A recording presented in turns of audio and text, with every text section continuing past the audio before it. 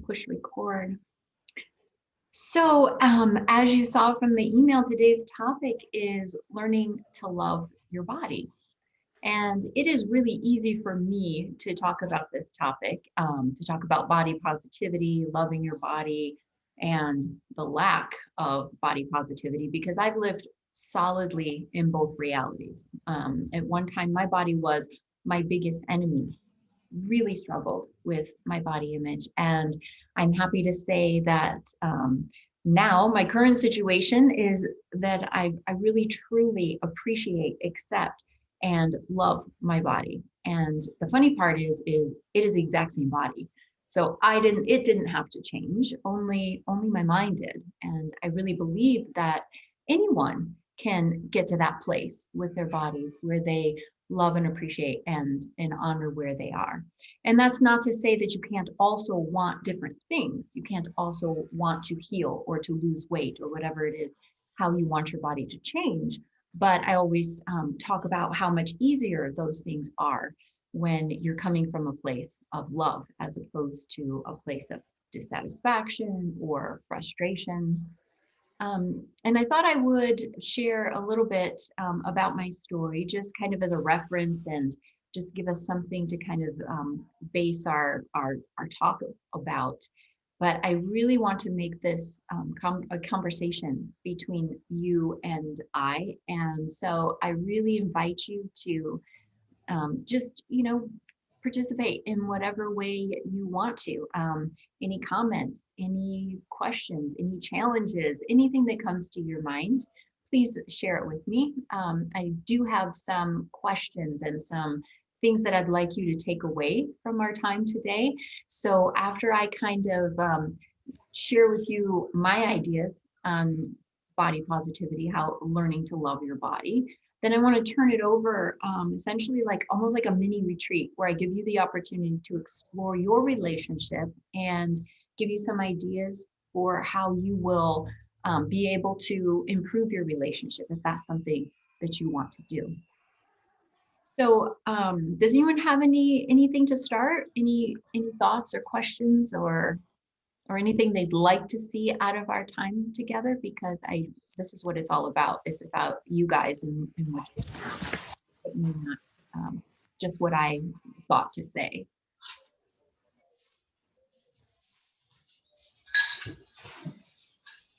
Awesome. So as I mentioned, I have really struggled with my body for many years, for decades, actually. When I was a little girl, I had some things happen to me. I was the sixth out of seven children also. And so by the time I came around, my mother was pretty overwhelmed. I think she was having a rough time during my childhood. And I really wanted more love, more nurturance. And then when I had some traumas occur for me, I didn't know how to handle that. As a little girl, without a bunch of coping mechanisms and skills, being able to process things. And my only real source of support and comfort was food. So after turning to food for a little while, my body started to gain weight. And, I had cute little thighs and a belly. And, I didn't think much of it at first, but before long, people let me know that it wasn't okay to have fat. Fat was bad, and I was bad for being fat. So I was put on my first diet somewhere around 6 years old, taken to the doctor, explained the value of fruits and vegetables and how I could change my body. And, at the time, I really welcomed this information because I knew that my life wasn't what I wanted it to be. I needed things, but I didn't know why I wasn't receiving them. So getting these messages about my body not being okay was actually reassuring to me because it meant, oh, I have something. Now I know how to fix my life. My life is not what I want it to be because I don't have my body. There's something wrong. My body is broken. And now I have the answer how to fix it and how to fix my life. So I was convinced in my little, 6-year-old mind that I had the answer to a great life, fix your body. And so I thought it was great. And I was really anxious to get started. But I had no idea how to go about losing weight. And so all I knew was food made you fat. So if I can get rid of as much food as possible, then I won't be fat anymore. Well, obviously, weight loss is a little bit more tricky than that, but I began to restrict. And then, of course, the backlash of, being in that place of starvation, and I would overeat. And so my whole existence was that vicious cycle of restriction and overeating. And I didn't know how to get out of it. I had, worked myself into that, and the habit was formed and the neural pathways were strengthened every time I did it. So that's how I lived the majority of my life. And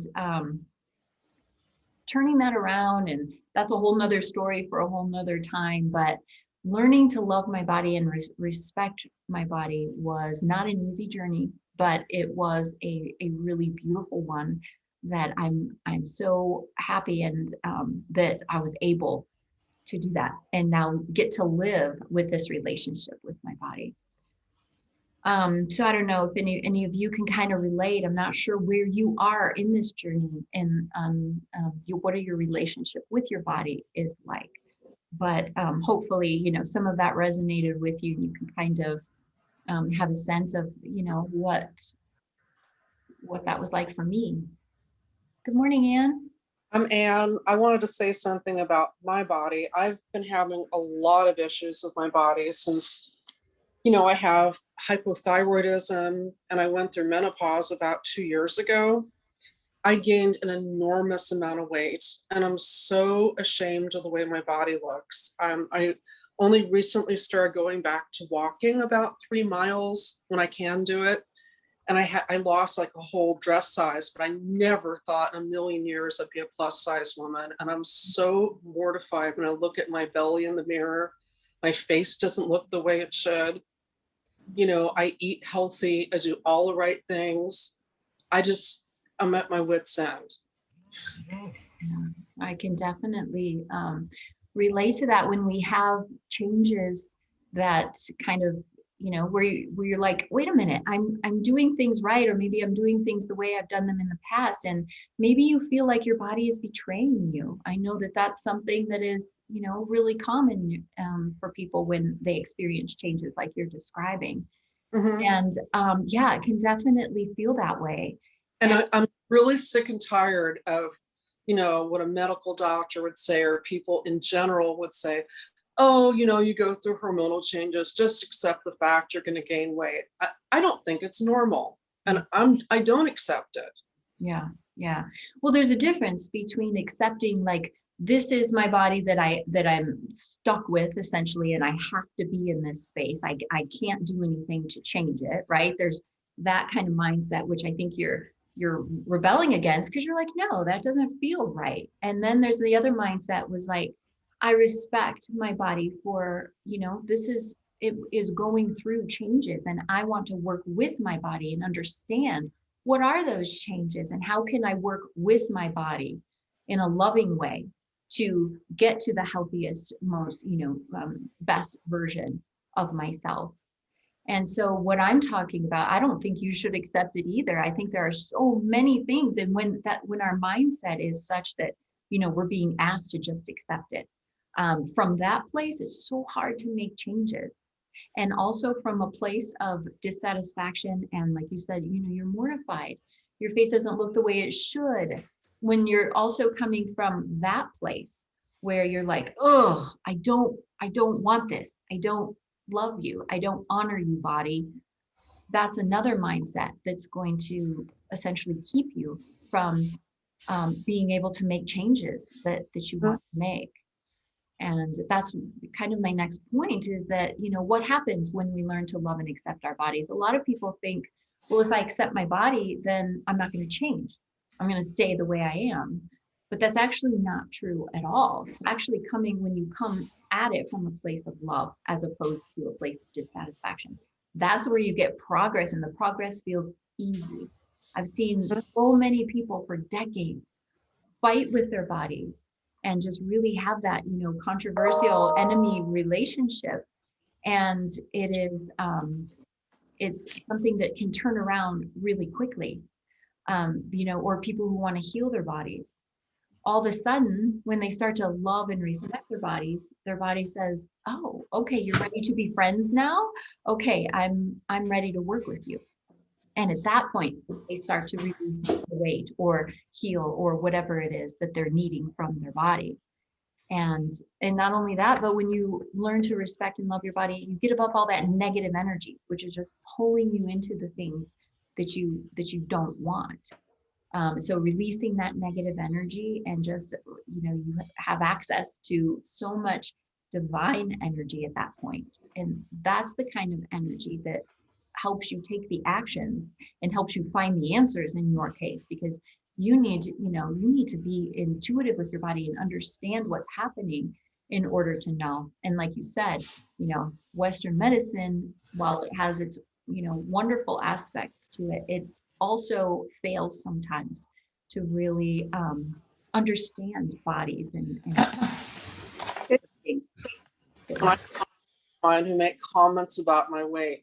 Oh, keep going, you'll be able to get there. And they make me feel like I'm so disfigured, like I look so awful. Yeah, yeah, and and so you can appreciate, like, you can almost feel it, right? That the I mean, the change in energy. myself when I used to weigh like 60 pounds less, and I'm mortified. Yeah. Yeah, and so this is a good, I'm really happy that you're here and can, hear some different messages, because those aren't the messages that are helpful. And unfortunately, we have to be the primary ones that are responsible for the messages that we allow to form our beliefs and our emotional state. Because if we don't, we're going to get so much of what you're experiencing right now. And And yeah, the happen is that some friends don't even realize how horrible they sound. They thought I was pregnant because I gained a lot of weight in my abdominal area. I didn't even try. yeah, and that's classic for the menopause. Yeah. Weight gain. Yeah. Yeah. So, I really hope you hear the message today and take it to heart and, turn it on yourself and really appreciate what your body's been through. It is going through changes. That doesn't mean you have to accept those changes and say there's No. no other way. But, honoring those changes and saying, okay, I hear you. And sometimes it's, those changes open us up to areas in our life that we've been avoiding, that we wouldn't look at or wouldn't care for ourselves in the way that we really need to, unless we had something pushing us to do that. And sometimes the changes that we go through, especially midlife, are the things that catapult us in order to find out what our bodies need, so that we can work with them in a loving way to get back to feeling like yourself. Yeah, thank you for sharing that. I appreciate it.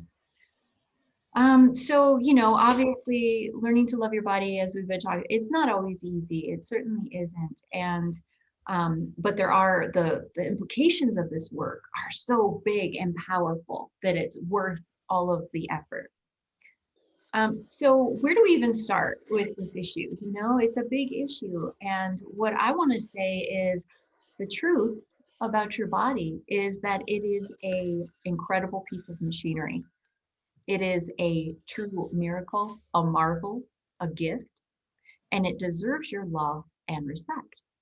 But it isn't always easy to remember that living in the culture that we do, because we're constantly being inundated with information, with thoughts that fuel body dissatisfaction, right? That's so prevalent in the world. And I want to offer us a definition of body image, just as we're going through the material and thinking about it. What do I mean when I say body image? I really mean that body image is simply your idea of how your body is perceived by others. A negative body image arises when we internalize the expectations of others and make them our own. Then we look to our bodies to give us worth and value. And at that point, we become merely a body as opposed to a human being comprised of so much more than flesh and bones. And of course, your body image greatly affects your self esteem. Your self esteem is just basically your judgment about yourself. And so your body image and your self-esteem are often, largely correlated. If you don't feel good about your body, then your self-esteem is going to suffer. And it's often a spiral effect, as the mind becomes more focused on what it thinks is important, and we continue to put time and energy and focus there, then we get more and more concerned about our body, and we forget all the other amazing aspects of ourselves. So next, I want to talk about, how did you develop your body image? I want to take a look at the primary sources of information that kind of gave us the ideas that we hold about our bodies. And none of this is really groundbreaking. I'm not going to say anything to you in this section where you're going to be like, wow, I never realized that. But I do want us to step back and really understand where those messages came from. Because when we understand where they came from, we can start to realize, wait a minute, maybe they're not true, right? Maybe it's not my truth.Maybe my belief is just thoughts that I have experienced either from outside me or within me that I have entertained over and over. Yeah. Franny, did you have a thought?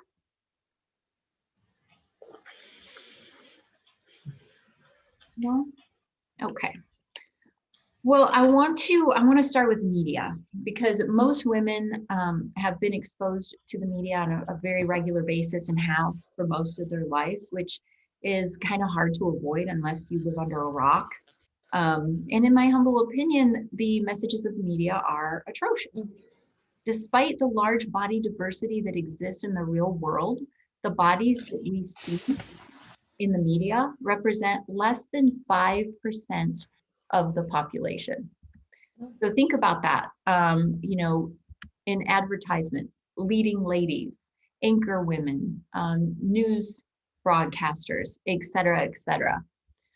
All of these people represent around 5% of the population, leaving the other 95% unrepresented. And not only that, that 5% is, they're not even presented as their real selves. So between makeup and lighting and photoshopping and all the other things that are used by the media to make images look, perfect, to take away all bulges or uneven skin tone or moles or scars or whatever it is, that 5% is presented in a way that is not even accurate. Cindy Crawford is famous for having once said, "I wish I looked like Cindy Crawford." And she was commenting on the fact that the way she looks in the media is not really the way she looks in real life. And then we compare ourselves to this fake standard of beauty, and we come up short. And which begs the question, why do we compare in the first place? So why does the media do this? Why are things the way they are? Well, the media knows, and advertisers know, that women who are insecure about their bodies and their looks will spend money to buy things that promise to fix them. So diet plans, books, certain clothing, Spanx, all the kinds of things that's supposed to make us look better, gadgets, makeup, all the things, and the list goes on and on, right? The market for that only exists because we think that we have perceived flaws, and we need something to fix us, to fix the things that make us not enough. In effect, the media creates the problem and then sells us the solution, right? As long as we're willing to pay for it. Every year, $33 billion is spent on weight loss, $7 billion on cosmetics. And even when women are represented in powerful roles, they still have the body type, that 5% that I'm talking about.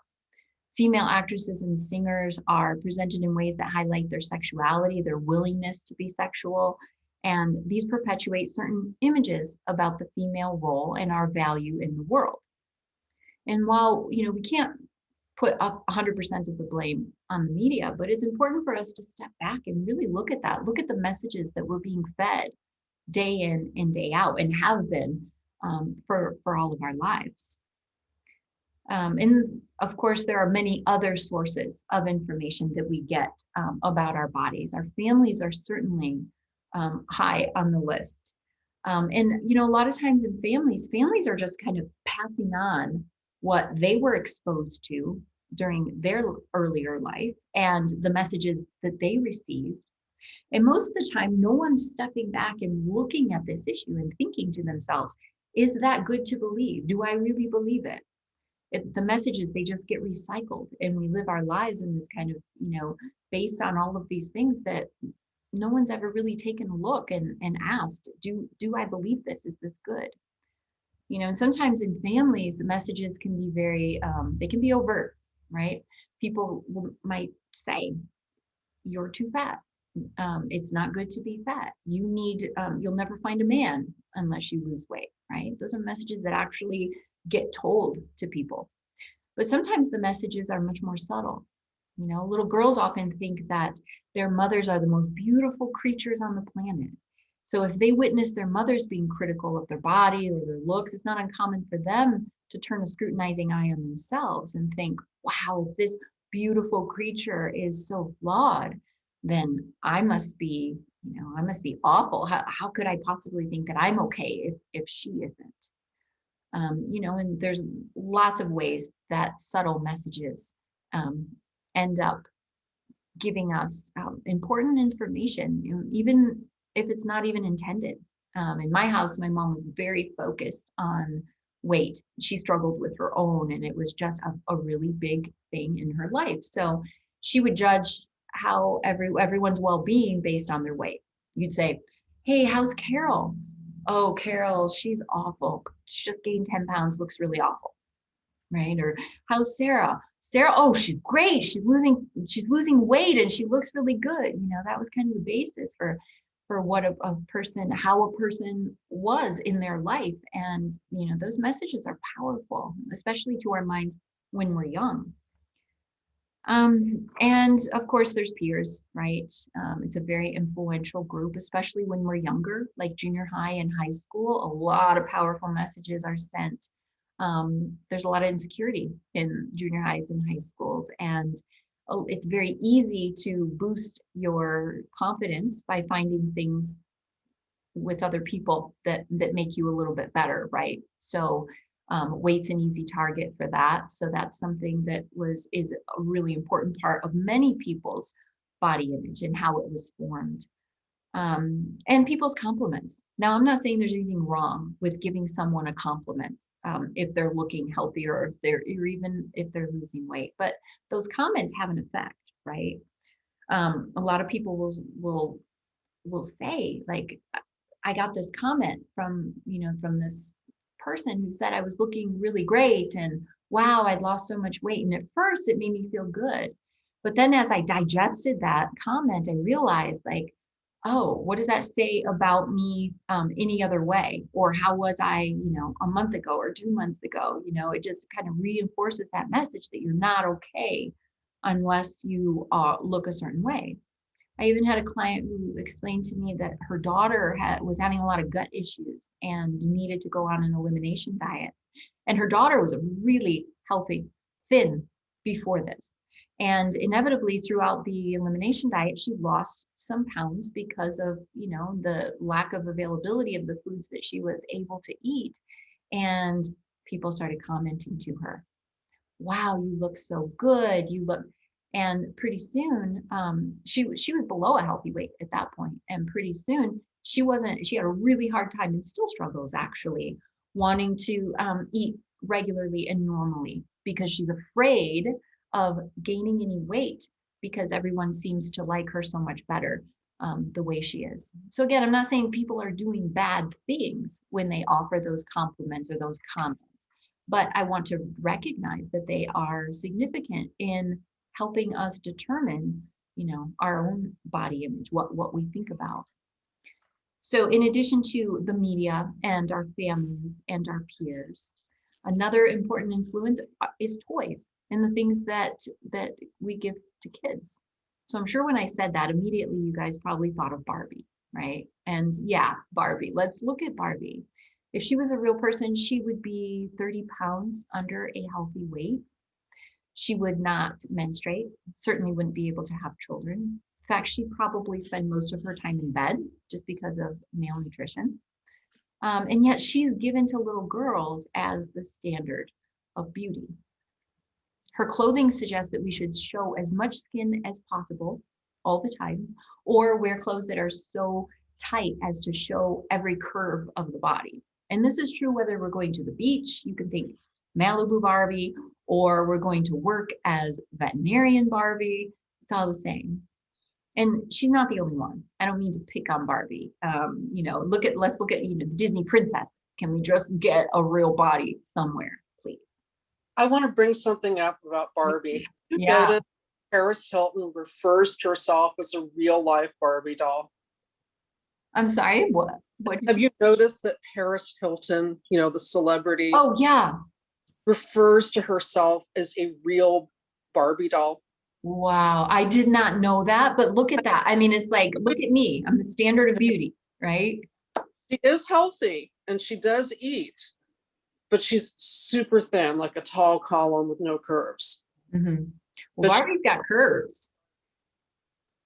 Yeah, Barbie's got those, I don't know. the thing is, does menstruate. Yeah. Yeah. And, I mean, of course, everybody's different, but, when you look at, Barbie's little tiny waist and, all the proportions. And that's what, the point is we're sending like, this is the only way, right? This is the only way to be beautiful.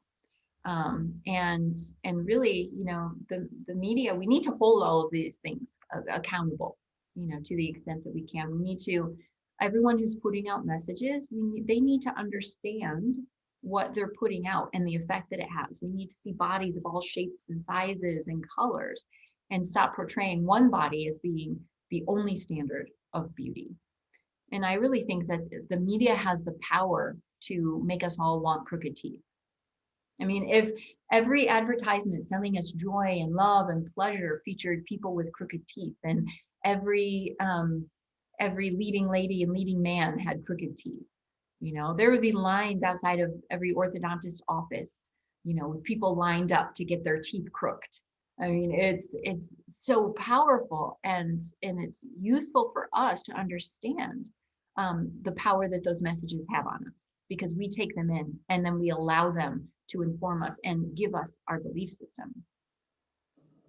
Now, I'll say this lots of times because I really think it's important and I think it's true. None of this is about making us bitter or making us a victim or making other people wrong. It's just recognizing, where did I get these ideas? Because at that point, we can notice and we can say, well, if I have these beliefs because I've been fed all of these messages, I have the ability to feed myself something else and start to change my beliefs about my body. And there's a lot of power in that. And also, I want to mention too, that this is not about vanity. None of us are wanting to, change our bodies and things because we're so vain and we just, there are narcissistic people in the world, certainly, but that's not what it's about. It's about wanting to be loved and accepted. We come hardwired for that. We have a need, especially women, we have a real need to feel like we're part of the group. And that was actually a biological trait that helped us a lot when we were hunters and gatherers, because if you were expelled from the tribe, you would die of something as simple as a sprained ankle because you wouldn't be able to get your own food. Now, today we have DoorDash and Grubhub, and that's not a problem. But this trait actually served us very well with respect to that, to us needing other people in order to help us survive. And so I think it's important too to understand, why do I care so much? It's just part of our biology, truly, to want to be loved and accepted and fit in. Anybody have any comments at this point? Otherwise, I just want to touch on, the fact that these beliefs change from time to time. 400 years ago, we had Peter Paul Rubens and Titian painting these beautiful, full, voluptuous women, and they were the standard of beauty. There's been times when, heavier women on the prairie were valued because they thought they were stronger and better able to bear children and all of that. There were even cultures at different times where women were force fed in order to be larger, in order to get big so that their husbands would have the status symbol of showing off that they were able to feed their wives. And I'm not saying that would be a better system. I mean, I think that the best system is where women just feel good in their skin. They eat food that fuels them and that feels good in their body, and they move in ways that feel good. And then, however the body turns out, that's great. So I'm not saying one system is better than the other. I'm just saying it's arbitrary. One body is not better or more inherently worthy than another body. And that doesn't mean that you can't want your body to be a certain way for the sake of that's not, I don't feel good. A lot of times when we're heavier, we're not feeling good. We don't have the energy. We're not taking care of ourselves. And that's the reason why we're a little heavier. So I'm not saying like you shouldn't worry about it. It's no big deal. It's wrong to want to lose weight. None of that is true. It's just that when you come from a place of wanting to change your body because you want to feel good and you honor your body, it's just such a different energy that you bring. And that's really what it's all about, is wanting to take care of yourself. And so much of our struggle is believing that we have to look a certain way.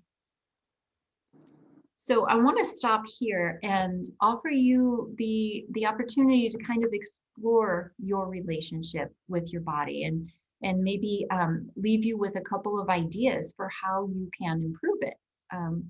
So I thought I would give you, actually, before I do this, I just want to mention that I've prepared these questions and some other things on a worksheet that's called the Body Love worksheet, I think is the title. And that's available on my Freedom channel. My Freedom channel is a space where you can just get tons of free access to information about, body positivity, certainly, emotional eating, overeating, chronic dieting, all the things that kind of, plague us and make it hard for us to lose weight and feel good in our bodies. So the Body Love worksheet is there, and I'm going to give you that link so you can download that, and lots of other free things. And also a mini course is on the Freedom channel as well on emotional eating. So there's a lot of really good stuff there, and I hope you will go and check it out. But I mentioned that to you because I don't want you to feel like you have to write down everything and figure out everything in these few minutes that we have together. I'm just kind of opening the door for you in this time together, and then you can take it and spend some time with yourself on the questions, really fleshing out your answers and how you want to take it forward. So the first thing I want to ask you, and maybe if you have paper, you'd like to write down a few notes and just get the juices flowing. I want to ask you, where have you been with the struggle with loving your body, or appreciating or honoring, accepting your body? Where have you been? Where are you now? And where do you still want to go? So a lot of people will tell me, I feel better about myself now than I did, 5 years ago, but they can, by paying attention, they realize like there's still progress I want to make. I think I could feel better about my body. And so I want you to get clear right now. Where are you and where do you still want to go? And if anyone's willing, I would love, in between each of the questions, I'd love it if somebody, felt moved to share, because I think when we share, we get a lot out of it. When we relate and see someone else's struggle or someone else's thoughts, I think it really helps us relate more and have compassion for them and for ourselves. So I'm going to give you a minute. I'm going to be quiet so I'm not distracting. And then I'll ask and see if anybody wants to share. Where have you been? Where are you now? Where do you still want to go?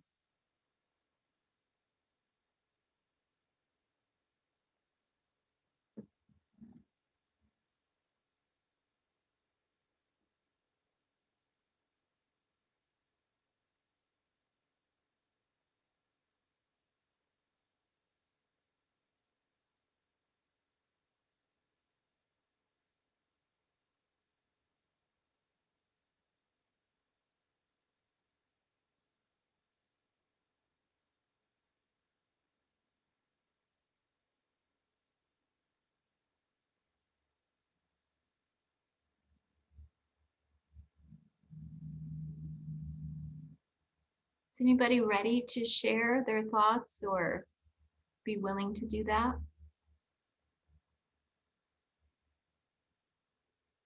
Anne says, I would love to feel love for my body and lose the weight. Yeah, those things go together.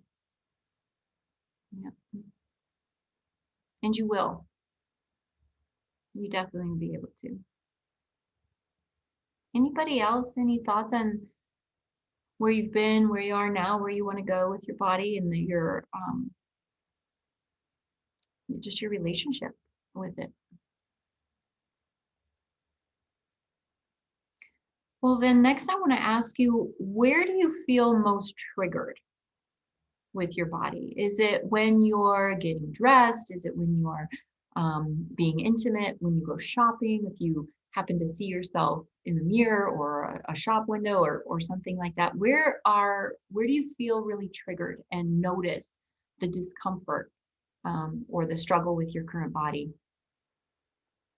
Carol says looking in the mirror. Yeah, that's a big one. Yeah, I'm asking you this because I want you to get clear. I want you to be aware in those moments of what you're telling yourself because our thoughts are incredibly powerful. It's from our thoughts that we formulate beliefs. So I want you to be as you're going through the week, and download the worksheet and go through the week and actually write down the situations that you find yourself in. Some people will say, when I get in and out of the shower, or it could be when your husband touches your stomach or your partner or whatever that situation is. Where do you feel that? Like, oh, yeah, wearing lighter colors. Yeah, lighter, fabrics, lighter colors, all those things.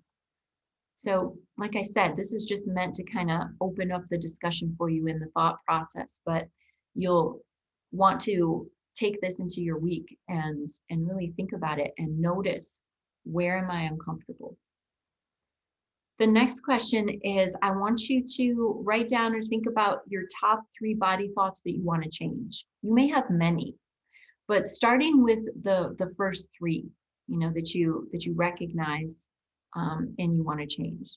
Now, sometimes people will say, well, and when I look in the mirror, I don't have a lot of thoughts. I just have this emotion, like, oh my God, just discomfort or whatever. So if that's the case, it may be, you've thought those thoughts so many times that they don't even need to come in. The emotion is just there, and that serves.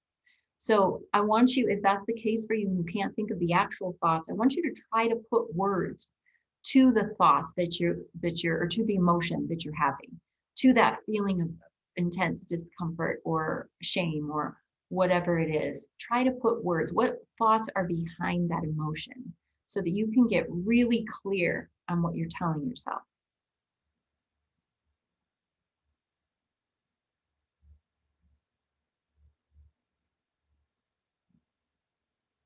Yeah, darker colors.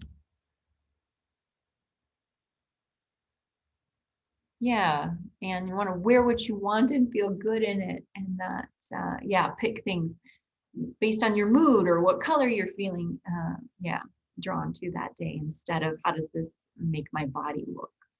Yeah, I get that. So I'm looking for your top body thoughts that you want to change. Some people will say, you know, or my stomach is so disgusting, or and I'm sorry if those are your thoughts because those are not fun and they hurt. So I apologize if those are your thoughts. But really getting to know them. And this is another thing, you'll just have to kind of notice as you go through your days, what they happen so quickly and we're so used to them that they can go completely unnoticed. But yet every time we say them, every time we think them, we are creating more of that, right? We're strengthening that neural pathway and making it harder to think anything else. So it's important to become aware. Can't change what you're not aware of. So the awareness piece is important. Anybody else have any want to share any of their body thoughts that they would like to change? Yeah, I'm sorry, Anne. The having someone, like directly in your life who's constantly reminding you makes it so hard, right? Because you're getting all these messages from the outside world, and those are bad enough. But when it's literally someone whose opinion matters more to you, that's very difficult. I had a client who was working in this area, and she was working so hard and really actually making some progress. She was feeling like, well, maybe I don't have to be, that size 2 or whatever in order to be okay. And she was watching a movie with her husband, and her husband never said things about her directly, so it wasn't as bad as what you're describing. But as they were sitting there, they were watching this movie, and it was the beautiful Hilary Duff's sister. Her first name is escaping me right now. Darn it! I think it's also an H. But anyway, she is just a beautiful woman. She's not necessarily that 5% that I was talking about. She's more like top 10% or something. And as my client was watching this movie, she was like, "Wow, this woman is not that typical, teeny tiny. She's beautiful. I love her style. I love the confidence that she's really like I can totally see I feeling my definition of what I can allow myself to be shift a little bit. And sure enough, at one point in the movie, I think it was she sat on the love interest's lap, and the husband started with the comments about how she was going to break his lap and they should have chosen someone thinner for the role and all of these things. And it just, all the progress she had made and all the hope that she had for being able to accept herself differently just, fell apart because her husband was sitting there saying, it was almost like he was reading her mind, like, oh, those thoughts about, this woman being okay, not okay. Just to get, just destroyed the progress. So those messages are powerful. So once you get really in touch with the thoughts that you are feeding yourself, I want you to take some time and think about what could I think instead. So the idea is I want to catch those thoughts. I want to be aware of them and say, wait a minute, these are not the thoughts that help me love and honor my body, but what thoughts will? So a lot of times we will go straight from, I hate my body is disgusting, to trying to believe my body is beautiful and, no matter what. And that space in between is so big that the brain, you might feel better for a few seconds or minutes, but it's not actually a thought that your brain can turn to the next time because your brain just rejects it. It says, no, that's not true. It's not, I'm not going to allow that thought to be something that we can automatically think. And so when I'm working with people to help them redirect their thoughts, we want to start with a thought that is both truthful and better feeling. So we're not going to go straight from my body is awful and I hate it to my body is perfect and I love everything about it, right? So we're going to do something called stepping stone thoughts. And that is where you get to that spot where you can tell, like, what is the thought that I can believe today without so much resistance? Because if we can lower that resistance, we can accept that thought. And that thought has the potential to become our new way of thinking. So right now, I just want to give you a minute and see if there are a couple of thoughts maybe that you can come up with that you could actually use in those moments when you're being confronted with those feelings and those thoughts. What can you do differently? And I know it can be hard to think of them. So on the body love worksheet, I listed a bunch of different ones that you can look through and see which ones resonate with you. Like, oh yeah, I think I can attach to this one. This seems like something I can it's better feeling. It's definitely something that I can work towards believing. So those are things like you could just say, I refuse to criticize my body. You could simply say, thank you, body, for getting me up to date, for allowing me to functioning properly, that kind of thing. Um, and then they're going to range, right? And hopefully change over time to become better and better feeling thoughts. I accept my body as it is. Every inch of me deserves respect. All kinds of different ideas, but the important thing to take away from that is, don't expect yourself to go into this amazing thought that's your end all be all. Allow yourself to meet you where you are and develop the thought that you can accept for that day and stay there, until you're ready to move on, and you'll know when it is. Yeah, the idea of narcissistic abuse regarding body image, and by that, and I as I'm understanding it, it's other people kind of wanting your body to be a certain way. Is that Mhm. what you mean? Yeah. There's a woman, not just my ex-husband who was a narcissist, but this former female friend of mine who was a narcissist, and I had to leave the friendship because she was so horrible. She said, she expected all her friends to be a certain body size, a dress size, and I was much larger than that. I'm much heavier now than what I was at that time, but she made me feel like I was a fat cow, Yeah. and I wasn't a fat cow. Right. Yeah. Those And are not everyone is meant to be a size zero, you know? exactly. Yeah. And, I think it might be helpful to just kind of step back, and not that it's ever okay, not that we ever want to excuse that kind of behavior, but, in my mind, those people are struggling hard with their own issues of needing to be, important, needing to have control over things, and needing, if what I want is the most important thing, right? And people need to present a certain way, and just it's upsetting that I can't I mean, control things. I reached a breaking point when she says, stop eating. No one wants to see you eat in events. Why don't you just eat something beforehand? So no one wants to look at you feed your fat face. Yeah, wow. Yeah, and That's really bad. it's really, really bad. I'm so happy that you are out of that, and don't experience that. But that experience, I'm sure, sits somewhere, Oh, and it is, bothers me a yeah, lot. yeah. And really, it's we take that messages in and we internalize them, right? We allow them to be true when it's really someone else's, in essence, their sickness that Hmm. you're looking at. And so, just trying to remember that it really isn't. But we get so many other messages that kind of reinforce that on the fringe, that it gives it more validity than it should have. And the other thing is, you can't let someone else have power over you like that, Yeah. No, of ever. course. Yeah.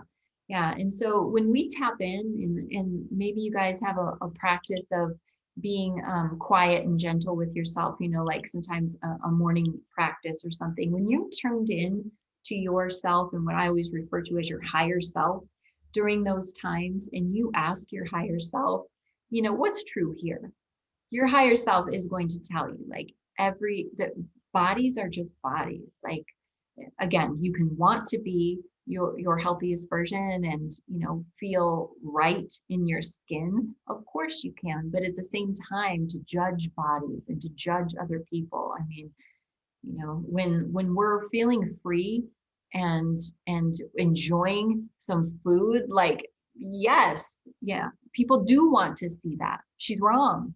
I want to see that. I want to see people enjoying their food, and enjoying their life. So just remembering, we may not get those messages all the time, and that's why it's up to us to take responsibility for our thoughts and to say, well, okay, well, I know that's not true. I checked it against my higher self. My higher self said that was bullshit. So what do I want to believe instead? And feed yourself that.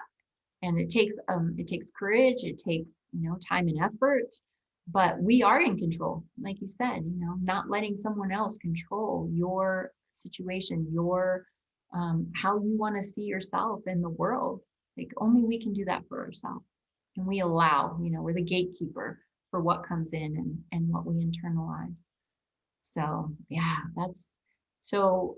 And I think, it's you certainly have, like, and you have the sense, what is true and what is right. So um just keep looking at that and developing your beliefs and what you really want to connect to, and they will crowd out all of the crap that we get on a daily basis. And Again, as I mentioned in the beginning, you learning to appreciate, love, and honor yourself is going to help you on this journey so much more than feeling like I'm not okay the way I am, you know, and that's two different things. On the Freedom channel, there's a video very similar to our conversation today called Learning to Love Your Body. And then there's another one called Self-Acceptance is Not Giving Up. So there's a material in that as well that I think would be useful. It's very complementary to this conversation. I started a gratitude journal yesterday, Nice. and that's really helping me with my mindset. Yep. Yeah. So, our brains are trained biologically, we're programmed to focus on the negative because that protects us in situations where, like, for example, if you walk into a cave and there's a venomous snake and 20 sleeping puppies, your mind is going to go to the snake because the snake has the potential to harm you. So our minds, for those kind of situations, our minds are drawn more to the negative. So if we're not aware of that and not actively trying to see the positive, we're always going to be just, drawn directly to the things that are wrong or the things that we want to change. And when that's your energy, when that's where you're putting your focus, you can't create the things that you want. What you put your attention on, you're going to get more of. So by you taking the time and sitting down and saying, what am I grateful for? You're going to get more of that. So yeah, gratitude is such a big part of, the work essentially. And I think that'll really help you. And maybe taking a week or two to really tune into some gratitude around your body might be helpful too. Are you going to put a link in the chat to your site? Yeah, I will, and I'm going to put it on the Facebook as well. I'm just Okay. Yeah, that's a good. I will get that up for us. Yeah, and this is just tons of good stuff that, we can mindset things and what we need to keep our focus on the things that we want to be focused on. Yeah, here we go.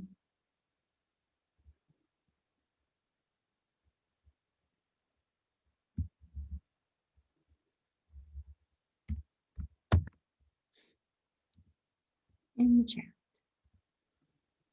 Yeah, so anything else? Anybody have any more thoughts or comments around body image or what you may be feeling challenged by or anything? I really think a couple, a week or so spent on these 4 exercises can make a difference, at least open the door to what you want to achieve.